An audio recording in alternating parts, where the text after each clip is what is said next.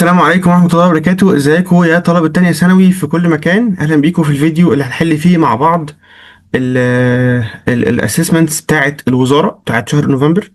هنفصلهم على 4 فيديوز على اعتبار ان هم 4 اسسمنتس. كل فيديو بيبقى فيه الاسئلة اللي نزلت في اسبوع معين. طبعا زي ما انتم عارفين اكيد احنا نوفمبر بدأ من ويك 5. فهنعمل ايه؟ هنحل الاسئله اللي نزلت من عند الوزاره. الاسئله نزلت على قسمين، قسم اسمه هوم بيرفورمانس اللي هو المفروض يعني زي الهوم ورك كده تحله انت، وبعدين الاسسمنت اللي هو التقييم او الامتحان نفسه. طيب تعالوا نشوف كده اول سؤال بيقول ايه، ونشوف الدنيا هل هي صعبه ولا لا. الحمد لله الشابتر اتشرح كويس جدا واتلم حلو، فبالتالي ان شاء الله الاسئله كلها هتبقى بالنسبه لك سهله مفيهاش حاجه. تعالوا نشوف اول سؤال بيقول choose. بيقول what is the phenomena did Thomson's model fail to explain which was the basis for the development of Rutherford model. يعني ايه الحاجة اللي فشل فيها تومسون وده كان الأساس بتاع تعديل رذرفورد. قبل ما اقول أي حاجة طبعا انت فاهم الفرق أو فاكر الفرق بين تومسون ورذرفورد. أهم نقطة تومسون قالها إن الأتوم كورة مصمتة سوليد سفير، والسوليد سفير دي بوزيتيف، هي نفسها بوزيتيف بس مقفوله، جواها الكترونز نيجاتيف منتشره بالتساوي او بشكل عشوائي كده جوه الاتوم، بحيث ان الاتوم نيوترال. ده كلام تومسون اللي اصلا كان هدف رذرفورد انه يعمل ايه؟ يثبت اذا كانت الاتوم فعلا مصمته سوليد سفير ولا جواها فراغ. يعني هو دي اللقطه اللي المفروض ان هما الاثنين ايه اختلفوا عليها. طيب بيقول ايه بقى؟ the deflection of beam of electrons. يعني هل الخلاف اللي صلحه رذرفورد deflection of electrons؟ لا طبعا، يعني الموضوع ما كانش الخلاف في الالكترونز خالص يا جماعه. ماشي. طيب the emission of specific colors line spectrum؟ اكيد لا، اللاين سبيكترم دي فكره ما ظهرتش غير قبل بور بحاجه بسيطه وهو اللي استغلها. the passage of most alpha particles through the gold foil with a small fraction of them being deflected at a large angles. الجمله دي ليها معنى يا جماعه. هو ما قالش بوضوح ان الاتوم فاضيه ولا مش فاضيه، ما قالش كده. سؤال ايه؟ ان اللقطه الفينومينا اللي ظهرت انه في الفا عدت كتير قوي من الاتوم زي الجولد فويل، وحبه منهم عملوا ديفليكشن بسيط. طب ما هو ده السبب يا جماعه اللي خلانا نفهم ان الاتوم اصلا معظمها فاضي، وان كلام تومسون غلط، وان كلام رذرفورد صح. فهي دي الظاهره اللي لما شفناها، او يعني لما رذرفورد شافها اتاكد انه ايه؟ انه الاتوم معظمها فاضي مش زي ما تومسون كان بيقول. نقطة 4. طبعا انا حتى لو عارف ان الاختيار سي بس ستيل هختار او هقرا 4 ده علشان اطمن ان انا مختار صح. The dual nature of the electron، هل دي الفكرة اللي رذرفورد طورها؟ لا طبعا. dual nature دي اللي ذكرها ده واحد بعد بور اسمه دي بروي، لو انت مكمل مذاكرة بقية الشابتر. فاذا الاجابة هتكون سي على اعتبار انه ايه؟ انه هي دي الحاجة اللي احنا عايزينها. تمام يا جماعة؟ تمام. تعال نشوف السؤال اللي بعده. بيقول assuming that Thomson's model was correct. يعني هو بيقول افترض ان تومسون كلامه صح. طب معلش قبل ما اكمل الجملة، ايه هو كلام تومسون يا جماعة؟ ان الاتوم كورة، الكورة دي بوزيتيف ومصمتة. ركز عشان احنا هنحتاج الكلام ده دلوقتي. فهي مينلي هي بوزيتيف كلها، وبعدين منتشر فيها الالكترونز النيجاتيف بشكل عشوائي وغير منظم، مفيش بقى ولا اوربتس ولا ليفلز ولا بتاع، وبس على كده. ماشي، ده تومسون. ويقول لك بقى افترض انها صح. يعني احنا هنتعامل دلوقتي يا جماعه كأن الاتوم شكلها كده، اللي هي الكره البرتقاني اللي احنا وريناها لكم في الحصه. اعتبر ان ده الصح، اعتبر ان احنا خلاص واقفين عند كده. مش بس كده، and the alpha particles were fired at a gold foil. يعني هتعتبر ان الاتوم عامله كده المنظر ده ومتكرر منها كتير، عاملين جولد فويل كلهم بوزيتيف وكلهم مليانه الكترونز بشكل عشوائي. طيب وبعدين بقى نعمل ايه؟ نعمل تجربه رذرفورد، بس هنعتبر ان الاتوم شكلها عامل كده. تمام. ماشي.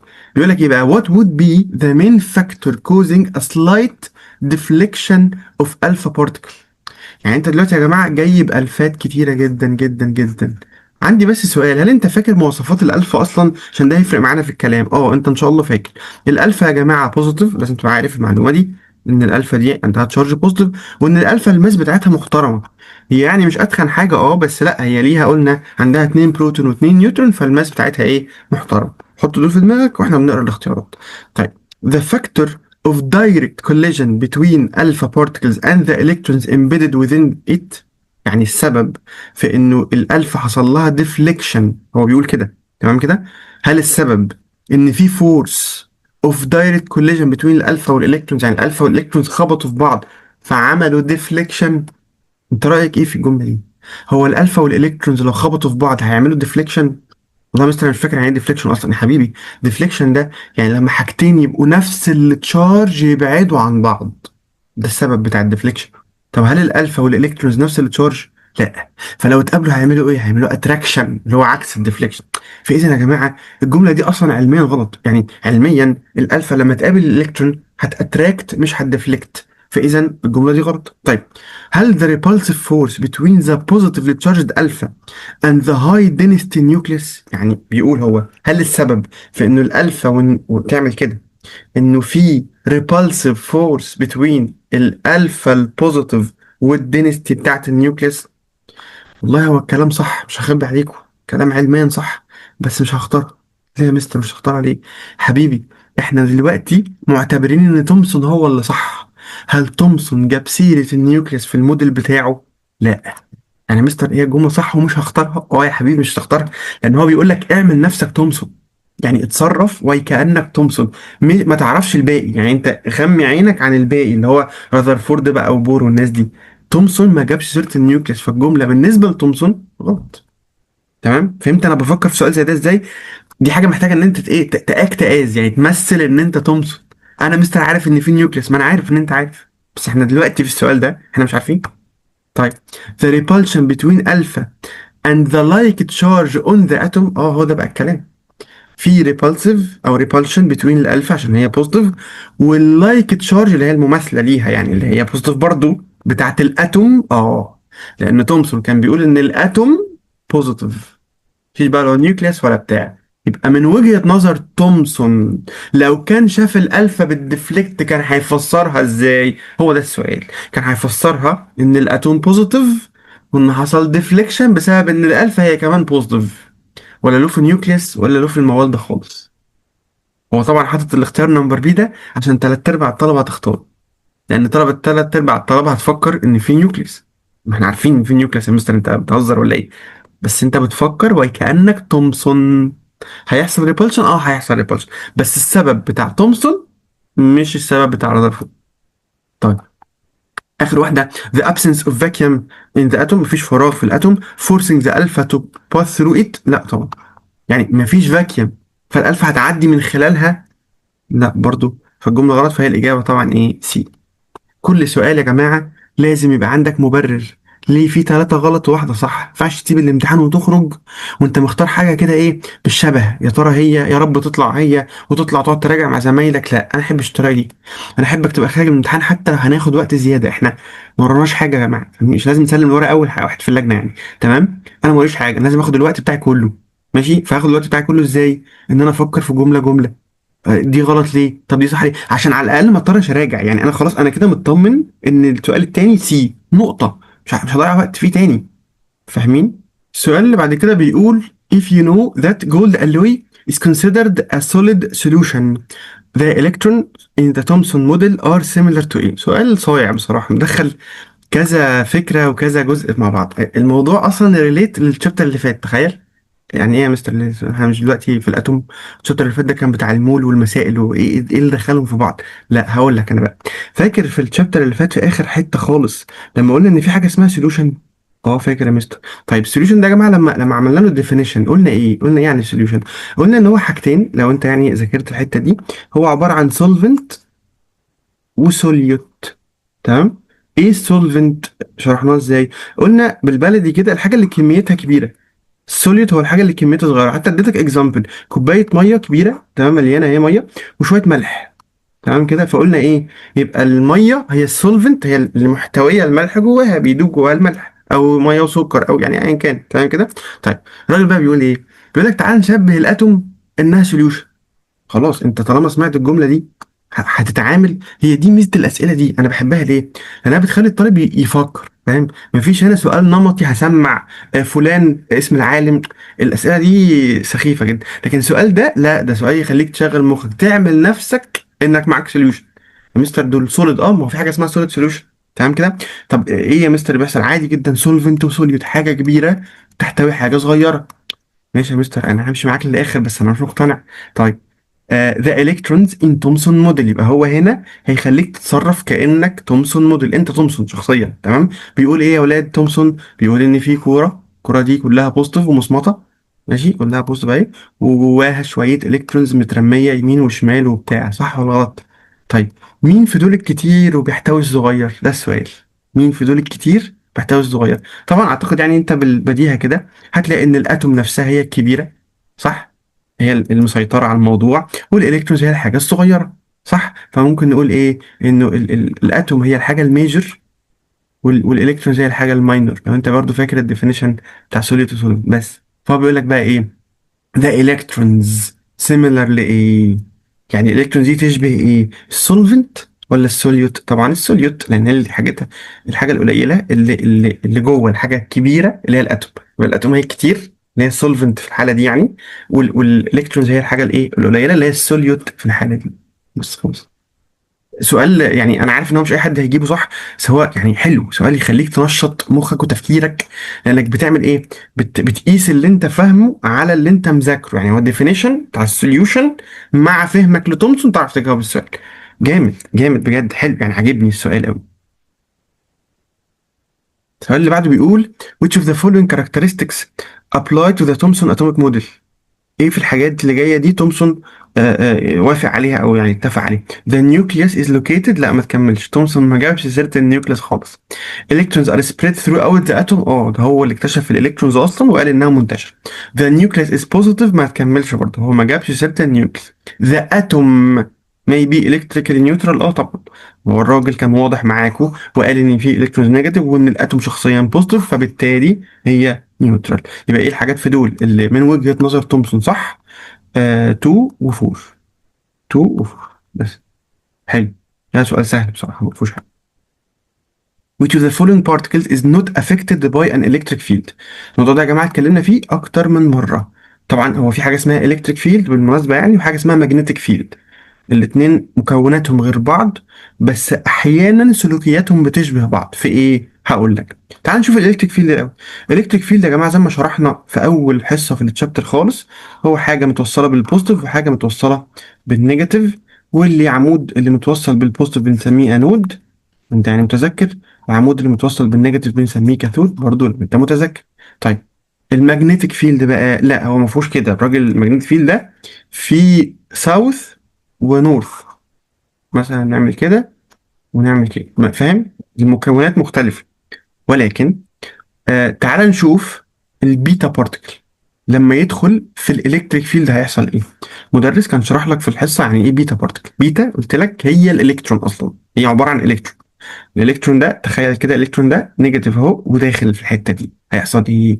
تدارس موضوع الاتراكشن والريبلشن، وعارف مين بيأتراكت مع مين اللي عكس بعض، ومين بيريبل مع مين اللي زي بعض.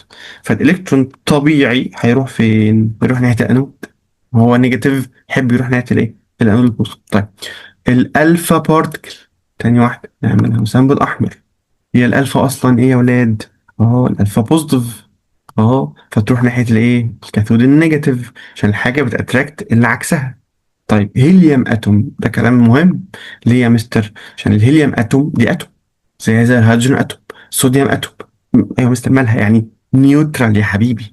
كلمه اتوم معناها نيوترال وش، تمام كده، كلمه اتوم معناها نيوترال وش. فلما انا اقول لك اتوم اهي كوره خضراء دي داخله، ولا هيفرق معاها نيجاتيف ولا بوزيتيف، ولا هتتشد يمين ولا هتتشد شمال يا جماعه، شرط ان انا اتشد لحد تاني ان انا اكون اتشارجد فاروح له. انا بوزيتيف فاروح للنيجاتيف، انا نيجاتيف فاروح للبوزيتيف، لكن انا نيوترال اروح فين؟ مش هروح في حته. تمام، فهمشي ستريت لاين عادي جدا. فالهيليوم مش هيأفكت باي الالكتريك فيلد. طب الالكترون خلاص، ما احنا فهمنا الالكترون هو البيتا هيروح للانود. فهو بيقول مين اللي مش هيأفكت باي الكتريك فيلد؟ الهيليوم اتوم. طب يا مستر المagnetic فيلد هيعمل ايه؟ بص، المagnetic فيلد بيعمل ديفليكشن لاي حاجه تشارجد. يعني لو السؤال ده على magnetic فيلد مش الكتريك كانت هتبقى الاجابه هي برضه. بمعنى اي حاجه تشارجد سواء بوزيتيف او نيجاتيف بيحصل لها ديفليكشن، يعني تنحرف يمين او شمال، لكن لو حاجه نيوترال تمشي في ستريت لاين برضه، ما تاثرش بالايه؟ بالماجنت. فاذا يا جماعه الاجابه كده كده هيليوم، بس انا حبيت اوضح يعني ان في فرق بين المagnetic فيلد والالكتريك فيلد، عشان في طلبه كتير جدا بتتعامل معاهم على انهم حاجه واحده، يعني فاهم، هو عادي يا لا هو مش عادي بصراحه. الالكتريك غير المagnetic.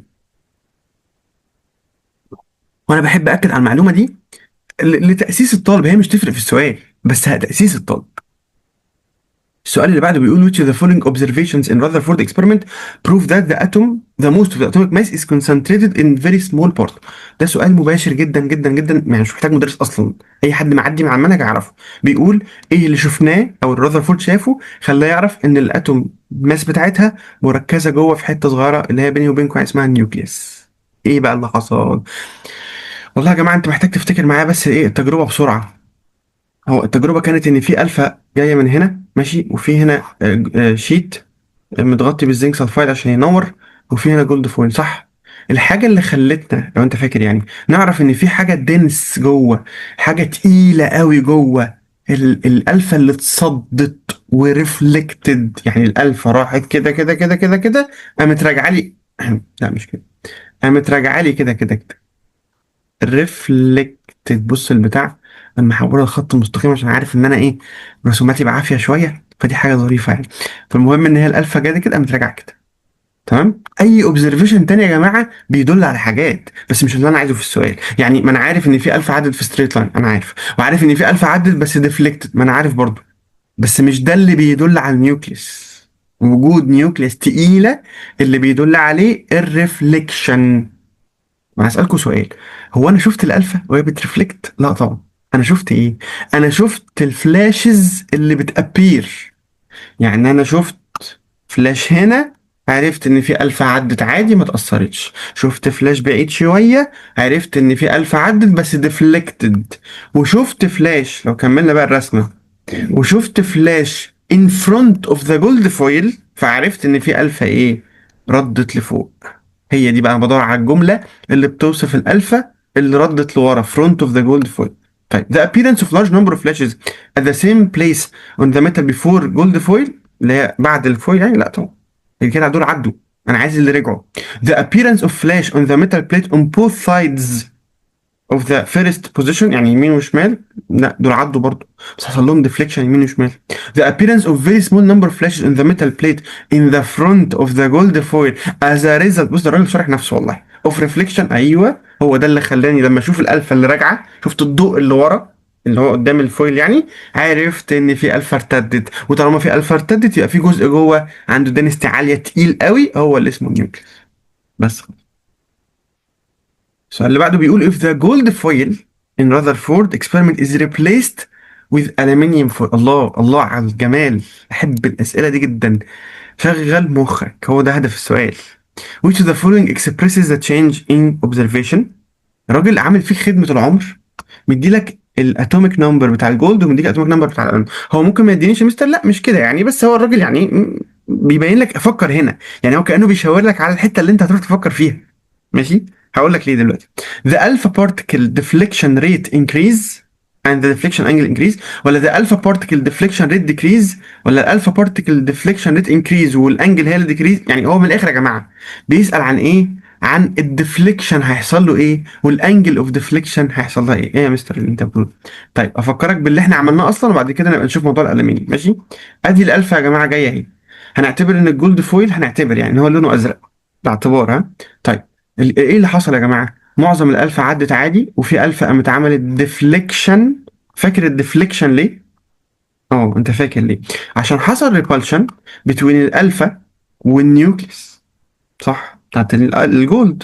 طب معلش عندي سؤال، هو النيوكليس بتاعت الجولد دي بوزيتيف ليه؟ يعني ليه النيوكليس بوزيتيف؟ عشان جواها بروتونز يا مستر، معروف كام بروتون؟ مش عارف، ما حفظتش يا مستر. ما انت ما حفظتش فعلا، انا عارف ومش عايزك تحفظ، بس هو ادالك قال لك ايه؟ 79. مش ده الاتوميك نمبر؟ اه مش انت مذاكر الاتوميك نمبر هو الالكترونز هو البروتونز؟ شوف تفصيله زي دي ممكن تقعدك في الامتحان مش عارف تحل، لان مش عارف الرقم ده ايه اصلا، وايه علاقته بالالكترونز والبروتون، انت مش عارف فاهم. بس احنا راجعنا وقلنا التفاصيل دي مهمه في اول السنه، بس ما علينا يعني دلوقتي. المهم يعني يا جماعه ان هنا في 79 ايه بروتونز، 70 لا مش قصدي 79 بروتونز. اه هيفرقوا في ايه يا مستر؟ هقول لك، ما هم دول سبب الديفليكشن يا حبيبي، هم دول الالفا لما قربت منهم قامت ايه، عملت معاهم ريبالشن وديفليكت. تمام. طيب اسالك سؤال، تعالى بقى نشد خط كده يا معلم ونعيد نفس التجربة تاني. الفا برضو هي بوزيتيف، بس المرة دي هنحط ألمنيوم، هنعتبر الألمنيوم أحمر، يعني هو مش أحمر بس هنعتبره أحمر. ماشي. وتعالى يا معلم إيه ندخل الألفا. إيه رأيك؟ في إيه يا مستر؟ هيحصل لها إيه طيب؟ والله يا مستر معلش سوري يا جماعة، والله يا مستر هتعدي. اه في جزء كبير منها هيعدي اكيد. واكيد يا مستر بص ده بتردد كده يقول لك هتديفليكت، صح يا حبيبي؟ مالك متضايق ليه؟ مش مهزوز ليه كده؟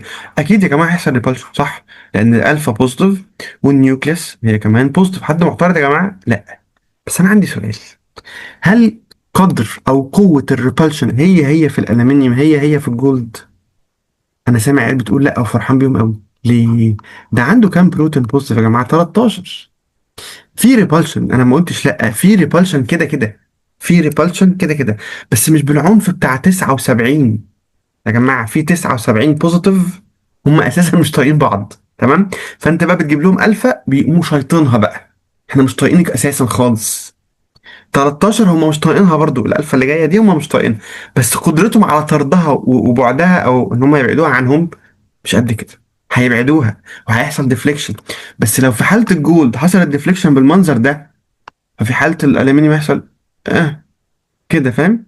نفس فكرة مثلا إن أنت إيه، عيل صغير بيزقك، عيل عنده 5 سنين بيزقك، هيزقك وممكن على فكرة يبعدك، بس قد إيه يعني؟ سنتي عن المكان اللي أنت فيه. لكن بيج رامي لو زقك مش هنلاقيك تاني، فاهم ولا إيه؟ بس هي دي الفكرة، كده كده هنزق وكده كده هنحرك الألفا، بس قد إيه؟ كمية الألفا اللي هتنحرف قليلة، وأكيد المقدار بتاع الانحراف قليل، صح؟ ففي الحالتين هيقلوا، فاحنا بندور على الاتنين بيقلوا. ذا الفا بارتيكل ديفليكشن ريت، يعني عدد اللي هيديفليكتوا اكيد قليل يا جماعه. النيوكليس فتفوته اصغر من فتفوته الجولد بكتير، والانجل كمان ايه، الحرف هتقل. ماشي يا جماعه؟ ده سؤال حلو. انا احب فكره ايه، ان هو يجيب لك حاجه انت مذاكرها وعارفها وفاهمها كويس قوي، ويقول لك طبقها لي على حاجه تانية، بحس ان السؤال يبقى جديد، فاهم؟ يعني مش اللي هو حافظه في المنهج فلقيته العالم الفلاني كذا عمل كذا ما عملش. دي اسئله بغبغانات، لكن دي اسئله فهم وتعليم حقيقي بصراحه يعني. What factor determine the value of deflection angle of alpha particle؟ السؤال ده بيشرح السؤال اللي فات، يعني لو كانوا اتبدلوا كان يبقى احلى، بس انا ملتزم بالترتيب بتاع الوزاره بصراحه عشان ما لخبطكوش يعني. بمعنى ايه؟ هو بيقول ايه الفاكتور اللي بيخلي الالفا تدفلكت بانجل كبيره او بانجل صغيره؟ يعني ايه اللي يخليها تدفلكت؟ احنا عارفين ان في نيوكليس اكيد كلنا، ده سبب الديفليكشن. طب ليه ممكن تدفلكت بانجل كبيره وممكن تدفلكت بانجل صغيره؟ هو ده اللي كنت بقوله فوق، هو الفرق بين الجولد والالومنيوم. فيبقى الفرق في عدد البروتونز، كأن ده بيحل اللي فوق، تمام؟ هل ذا thickness of target slice، يعني الفويل نفسه يفرق معاك، ولا ذا ماس نمبر اوف الفا بارتيكل؟ هو الماس نمبر بتاع الالفا بيتغير اصلا؟ هل ده فاكتور؟ اصل كلمه فاكتور يعني حاجه متغيره من مكان لمكان. ماس الفا ده ممكن يتغير في يوم يعني ممكن في يوم من الايام نلاقي الالفا فيها 4 بروتون و5 نيوترون مثلا، ما حصلش. ماشي.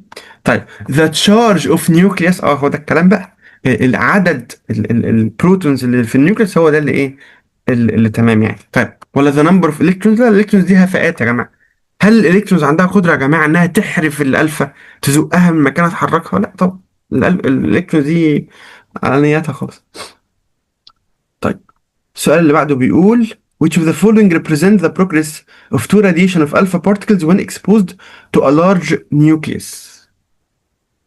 في 2 الفا رايحين في اتجاه النيوكليس، هيعملوا ايه؟ طب طالما النيوكليس، ممكن تفكر نفسك على فكره في الامتحان انك تشخبط هنا كده تكتب انه اي نيوكليس بوزيتيف، عشان بس ما تنساش، فاهم؟ واي الفا بوزيتيف برضه، عشان بس ايه، انا ما بحبش التسرع في الاختيارات. ماشي.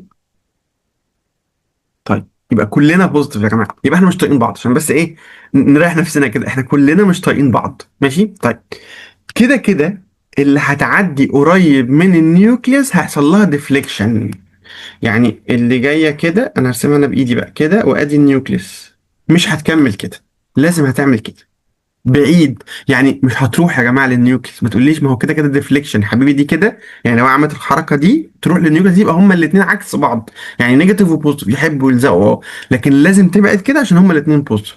فانت حضرتك الاول هتلغي نمبر ايه، ليه؟ لان دي رايحه للنيوكليس، مش حاجه اسمها كده. وهتلغي نمبر بي لان دي رايحه للنيوكليس، مش حاجه اسمها كده.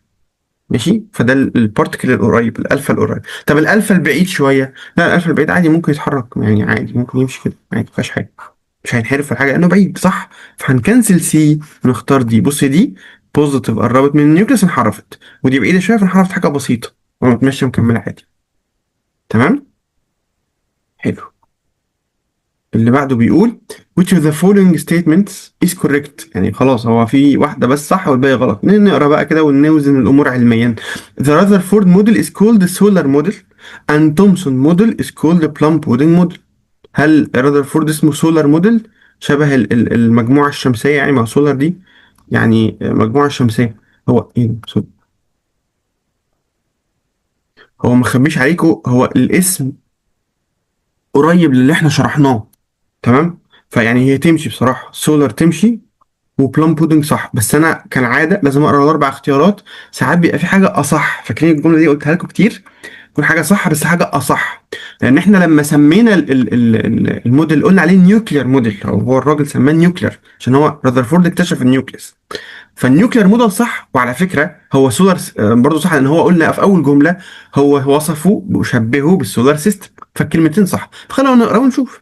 طيب رذرفورد موديل اند تومسون ار كولد سولار موديل، لا طبعا هما الاثنين مش نفس الاسم، لان كل واحد فيهم مستنتج حاجه تانيه. رذرفورد موديل از كولد بلم بودنج، لا غلط طبعا، بلم بودنج دي بتاعت تومسون. رذرفورد كولد از كولد ووتر ميلون في البطيخ، لا طبعا. فطبعا هي نمبر ايه، انا من الاول كنت عارف بس قلت ايه اثبت لك يعني. رذرفورد يا جماعه تتسمى نيوكلير موديل ماشي، تتسمى سولار موديل ماشي. نيوكلير موديل ليه؟ عشان هو اكتشف النيوكليس. سولار موديل ليه؟ عشان هو شبهها بالمجموعة الشمسية. اتفقنا يا جماعة؟ جميل جدا جدا جدا كده يا جماعة. خلصنا الهوم بيرفورمانس، تعالوا نشوف الاسسمنت اللي هو اللي بيجي منه التقييمات والامتحانات يعني. طيب أول سؤال بيقول إيه؟ أول سؤال بيقول suppose you are given a chance to repeat Rutherford experiment بس by using a thin solid hydrogen foil instead of gold. ففي طلبه بتقعد تقول لك هيدروجين، هيدروجين ايه يا مستر؟ مش الهيدروجين ده جاز؟ اه هبدل الجولد فويل بجاز يا مستر. طيب انا هقول لك على حاجتين. اولا امشي مع السؤال، يعني خلينا بس نقول حاجه قاعده عامه كده.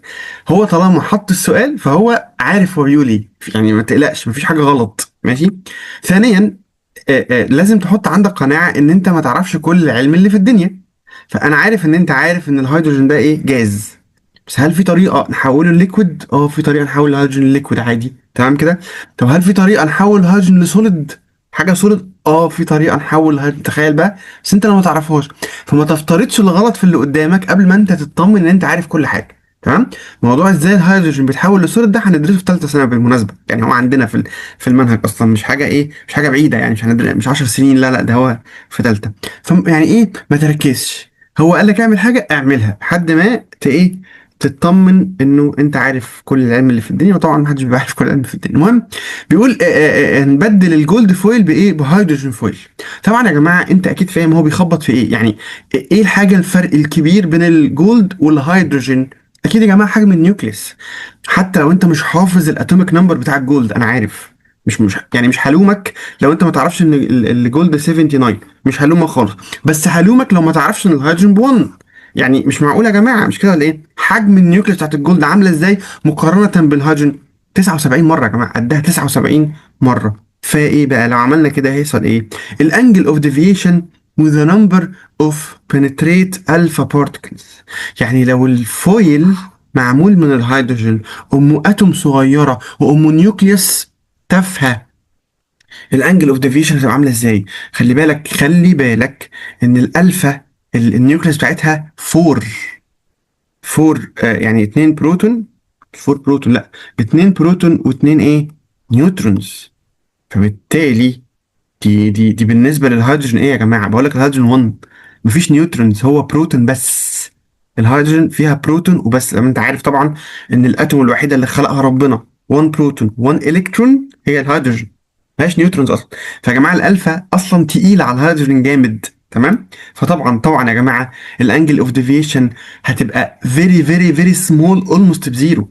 تخيل انت عندك الفا تخينه جدا جدا معديه جنب النيوكليس صغيره جدا جدا، طبعا هيبقى في ديفيشن لان هما الاثنين بوزيتيف، عشان بس نكون واضحين يعني، هما الاثنين بوزيتيف. ولكن آه آه عايز اقول ايه، هيحصل ديكريز جدا جدا. يعني انت الاجابه هنا الانجل اوف ديفيشن اوف الفا بارتكلز ديكريز تو فيري فيري فيري سمول فاليو، هتقل لرقم صغير قوي قوي قوي. طب النمبر اوف بنتريت الفا بارتكلز، عدد اللي هيعدوا.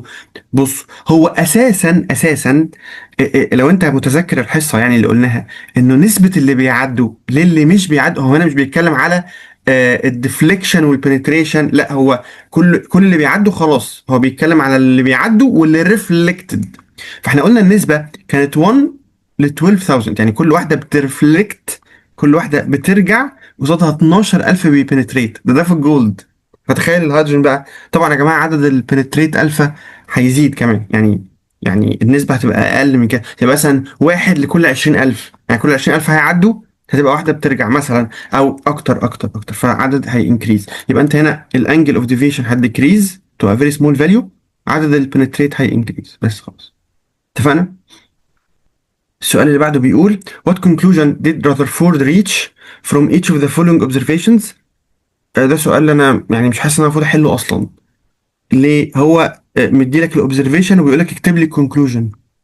very few particle alpha reflected flash appear both sides، ده typical يعني، دي ما فيهاش اي تفكير خالص. ايه الاوبزرفيشن؟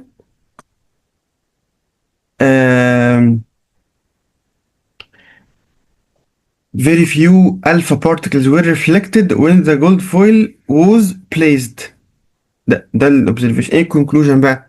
ريفلكتد، يبقى في حاجه اسمها نيوكليس وعندها density عاليه جدا. بس a flash appear on both sides of the original position، اللي هو يمين شويه وشمال شويه، يعني حصل لهم deflection، يبقى حصل repulsion، يبقى النيوكليس بوزيتيف زي الالفا اللي انا داخل بيه. كلام يعني هو الدرس، فاهم يعني، اللي هو هتنقله من البوكلت من الاخر، مفيش اي تجويد من عندي. a very large proportion of flashes appear in the same position، عدد كبير من الالفا ظهر في نفس المكان القديم، يبقى most of the atom is empty space او void space او اي حاجه بالمعنى ده يعني. بس خلاص. السؤال اللي بعده mention the observation which lead to each of the following conclusions. ده عكس السؤال اللي ده، هو يعني الإجابة بتاعت ده هو ده. ايه الاوبزرفيشن اللي انا شفته فاستنتجت كذا. most of the atom is empty، عرفت منين ان most of the atom فاضي؟ اقول لك على حركة، بص اطلع كده اهو، انه a very large proportion of flashes appeared on at the same position، عدد كبير جدا من النقط المضيئة ظهر في نفس المكان، يبقى جولد فويل وكأنه مش موجود، يبقى معظم الاتوم فاضي. طيب الكونكلوجن اللي بعده there is a very small dense particle، عرفنا منين ان في حتة في النص تقيلة جدا اسمها نيوكليوس؟ اقول لك عرفنا منين، علشان very few alpha particles were reflected، ارتدوا لورا، يبقى في حاجه صدتهم، بس فيري سمول يبقى النيوكليس سمول، او فيري فيو يعني. طيب ذا نيوكليس از بوزيتيف، عرفنا منين ان النيوكليس بوزيتيف؟ من هنا ان في فلاشز ابير اون بوث سايدز، يعني يمين شويه وشمال شويه من الجولد فويل الاصلي او البوزيشن الاصلي، يبقى في حاجه زقتهم، في حاجه عملت لهم ديفليكشن، اللي هي طبعا مين؟ البوزيتيف نيوكليس. بس خلاص، سؤالين في منتهى اللذاذه بصراحه. طيب mention the scientific reason. give reason، يعني the metal plate used in Rutherford experiment is coated with zinc sulfide. ليه يا جماعه حطينا بتاع كده ميتال ودهناه بزنك سلفايد؟ والله هتقول له عشان الالفا، لو انت عايز يعني تشرح باستفاضه، الالفا دي حاجه unseen ما بنشوفهاش بعينينا، بس بنديتكت اللوكيشن والنمبر بتاعها using zinc sulfide. ليه؟ لان الالفا لما بتعدي ايه؟ تعمل glowing point. بس طبعا ده الاجابه المتكامله قوي، لكن انت عايز تختصر هتقول له to determine the location and number of alpha as الالفا بتعمل glowing point لما بتعدي when penetrate الزنك سلفايد. بس خلاص. طيب both electrons and alpha particles are affected by electric field. ليه الالفا والالكترونز بتتاثر بالالكتريك فيلد؟ فاكر الالكتريك فيلد شرحناه من شويه، بوزيتيف اسمه انود مثلا ونيجاتيف اسمه كاثود. ليه بقى الالكترون مثلا بيعمل كده والالفا بتعمل كده؟ هتقول له لان both of them charged، الالكترون نيجاتيف فهيأتراكت للانود، والالفا بوزيتيف هتأتراكت للكاثود. بس لازم تبدأ بكلمة ايه؟ both are charged. The Rutherford model is called solar model while Thomson can be described by Plum pudding. ليه وصفنا رذرفورد بالسولار موديل؟ هتقول له عشان هو شبه الاتوم، قال ان الاتوم، او هي concluded that the atom is resembled to the solar system as in the nucleus in the center and the electrons revolve أو orbit. اختار verb انت حبه يعني. revolve أو orbit يعني بتلف حوالين النيوكليس شبه البلانتس بالظبط. ليه اسمه بلام بودنج عن تومسون؟ علشان هتقول اللي وصل له تومسون ان هو وصف الاتوم از ايه؟ بوزيتيف بول embedded in it electrons to become electrical neutral. بس هو ده الخلاصة، الوصف بتاع كل حاجة فيه. السؤال اللي بعده بيقول if you know that Ernest Rutherford discovered alpha particles as a type of radiation emitted by radioactive elements such as uranium and radium. يعني بيقول لك لو عرفت، دي معلومة جديدة مش في المنهج بس هو بيقولها لك دلوقتي عشان كده حتى كاتبينها بفونت مختلف. بيقول لك لو عرفت ان راذرفورد هو اللي اكتشف ان الالفا بارتكلز راديشن بيطلع من راديو اكتيف اليمنت زي اليورانيوم والراديوم. دي حقيقة علمية يا جماعة ان راذرفورد مش هو بس اللي استخدم الالفا جوه التجربة، ده هو اصلا اللي اكتشف ان في حاجة اسمها الفا بتطلع لما تسيب اليورانيوم او الراديوم. شوية على فكرة موضوع الراديو اكتيفيتي في علماء كتير جدا اشتغلوا فيه، منهم واحدة اسمها ماري كوري. دي من الناس العظماء يا جماعة في التاريخ. ماري كوري دي لو انت غاوي يعني اقرا عنها، الست دي فظيعة. الست دي كان ليها انجازات في الحرب العالمية الأولى انتوا مش فاهمين انقذت بشر قد ايه. ست واحدة كده مع نفسها كده في الحرب العالمية الأولى. أنا مش بتكلم هنا إيه في عمارة وقعت مثلا فيها أنقذت حد، لا أنا بتكلم في الحرب العالمية الأولى اللي هي مات فيها ملايين. دي الست دي أنقذت عدد رهيب واخترعت وهي في الحرب عربية للأشعة. يعني الأشعة اللي هي لما إيدي تتكسر أو حاجة بنروح مركز الأشعة، لا هي عملت ديليفري. يعني العربيات بتروح الميدان في الحرب بتعمل أشعة للجنود. اخترعتها أنت فاهم؟ امتى؟ في الحرب العالمية الأولى. ديليفري، أول ديليفري في العالم. مهم يعني عشان ما نطولش أكتر من كده. بيقول لك did Rutherford discover alpha radiation in 1899 ولا 1911؟ فالواد يقول لك يا مستر ايه ده؟ هو احنا عندنا تواريخ في المنهج؟ لا ما عندناش تواريخ في المنهج. طب ايه يا مستر انا هعرف منين ايه الكلام يا مستر؟ انا مش حافظ تواريخ انا وبعدين ما اعرفش هو اكتشفها امتى اذا كان المعلومه انت لسه قايلها لي دلوقتي حالا. انت لسه يا مستر في الاسسمنت ده قايل، او هم يعني الوزاره لسه قايله حالا ان هو اللي اكتشف اليوران الالفا. فانا هعرف منين ان هو اكتشفها السنه كام؟ بص يا حبيبي الموضوع بسيط جدا. دلوقتي التجربه نفسها يا جماعه كانت 1911 ماشي. طيب التجربة اللي استخدم فيها الألفا اللي هو اكتشفها أكيد اكتشفها قبل كده صح؟ فطالما التجربة كانت 1911 هو استخدم فيها الألفا يبقى هو استخدمها قبل، اكتشفها قبل كده اللي هي 1899 بس. يعني الموضوع بسيط جدا. طيب did Rutherford discover that alpha particles are positive helium nuclei in 1899 ولا 1911؟ يعني هو اكتشف صفات الألفا إن هي بوزيتيف هيليوم نيوكليوي. يا ترى اكتشف الاكتشاف ده في 899 ولا في 911؟ اكيد برضه في 899. ليه يا مستر اكيد؟ عشان هو يا جماعه في 911 دي نفذ التجربه according للمواصفات اللي هو درسها عن الالفا، فاكيد الكلام ده حصل قبل ما يعمل التجربه. هو بعد ما عرف مواصفات الالفا قرر يستخدم الالفا في استكشاف الاتوم، فاكيد الكلام ده حصل قبل ده مش العكس صح؟ يعني مثلا انا جاي بقول لك ايه بقى، جاي بقول لك انا اتخرجت من الجامعه سنه 2009 واتخرجت من المدرسة. هل ينفع ابقى اتخرجت من المدرسة 2015؟ ازاي؟ ما هو انا عشان اتخرج من المدرسة لازم اروح بعدها الجامعة مش العكس. فبما ان انا اتخرجت من الجامعة 2009 يبقى اكيد خرجت من المدرسة قبل 2009 بكتير، ما ينفعش يبقى 2015 مش منطقية. بس السؤال ده يا مستر غرضه ايه؟ ده مش كيمياء. ايوه ده مش كيمياء، السؤال ده مش كيمياء خالص. السؤال ده غرضه ان انت تعمل المنطق في التفكير. انا عاجبني السؤال ده عشان كده رغم ان هو مش كيمياء خالص ويعني وحد ممكن يشوفه سخيف. انا مالي انا ومال التواريخ؟ يعني معاك حق بصراحه هو ملوش دعوه بالكيمستري. بس يا حبيبي في ناس بقت للاسف فاقده المنطق، يعني بيفكروا باللا منطق. فهو السؤال بيقول لك كده فكر بمنطق. التجربه اتعملت 1911 باستخدام الالفا، فاكيد اكتشاف الالفا ومواصفات الالفا كان قبل 911. فبيخيرك في انهي سنه؟ اكيد قبل 1911 اللي هي 1899. طيب where electrons discovered as one of the components of the atom before ولا after 1911؟ انا طبعا مش مذاكر تواريخ حبيبي، مش محتاجه تواريخ. 1911 دي كانت تجربة راذرفورد. وراذرفورد لما جه كان عارفين هم دي اللي هو مين؟ اللي هو تومسون. كانوا عارفين ان في الكترونز بالفعل، فيبقى اكيد اكتشاف الالكترونز بيفور 1911. اللي هي مش مهم تحفظ الرقم اللي انا هقوله ده، 1897 هو ده كان اكتشاف الالكترونز. السؤال هنا ده غرضه مفيش كيمستري خالص، هو فيه ايه؟ فكر بالمنطق.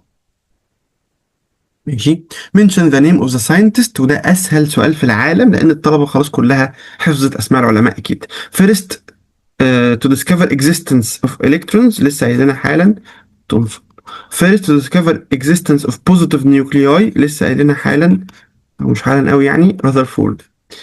the first to assume that الاتوم is electrically neutral، اول واحد قال موضوع ان الاتوم فيها نيجاتيف وبوزيتيف قد بعض فالنيوترال كان تومسون برضه. إلى هنا أعزائي الطلبة والطالبات بيخلص أول أسبوع اللي هو الخامس. تعالوا بقى نحل السادس مع بعض ونشوف الدنيا ماشية إزاي.